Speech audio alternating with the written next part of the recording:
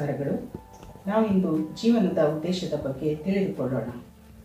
ಮಾನವ ಜನ್ಮ ದೊಡ್ಡದು, ಹಾಳು ಮಾಡಬಿಡಿ ಹುಚ್ಚಪ್ಪಗಳಿರ ಎಂದು ಪುರಂದರದಾಸರು ತಮ್ಮ ಒಂದು ಕೀರ್ತನೆಯ ಮೂಲಕ ಜನಸಾಮಾನ್ಯರಿಗೆ ಕರೆ ನೀಡಿದ್ದಾರೆ.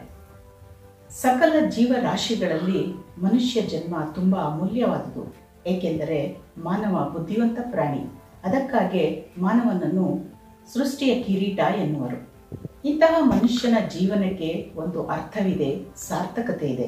ಏಕೆಂದರೆ ಭಾರತೀಯ ತತ್ವಶಾಸ್ತ್ರಜ್ಞರ ಪ್ರಕಾರ ಜೀವನದ ಪುರುಷಾರ್ಥಗಳು ಧರ್ಮಾರ್ಥ ಕಾಮ ಮೋಕ್ಷ.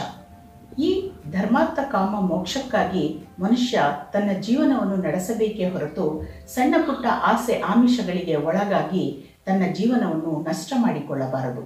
ಉದಾಹರಣೆಗೆ, ಪರೀಕ್ಷೆಯಲ್ಲಿ ತೇರ್ಗಡೆ ಆಗಲಿಲ್ಲವೆಂದು, ಹೆಚ್ಚು ಅಂಕ ಗಳಿಸಲಿಲ್ಲವೆಂದು, ಅಥವಾ ತಾನು ಇಚ್ಛಿಸಿದ ಹುಡುಗ ಅಥವಾ ಹುಡುಗಿ ಲಭಿಸಲಿಲ್ಲವೆಂದು ಆತ್ಮಹತ್ಯೆ ಮಾಡಿಕೊಳ್ಳುವುದನ್ನು, ಸಾಲಬಾಧೆ ತಡೆಯಲಾಗದೆ ಆತ್ಮಹತ್ಯೆ ಮಾಡಿಕೊಳ್ಳುವವರನ್ನು ದಿನನಿತ್ಯ ನೋಡುತ್ತೇವೆ.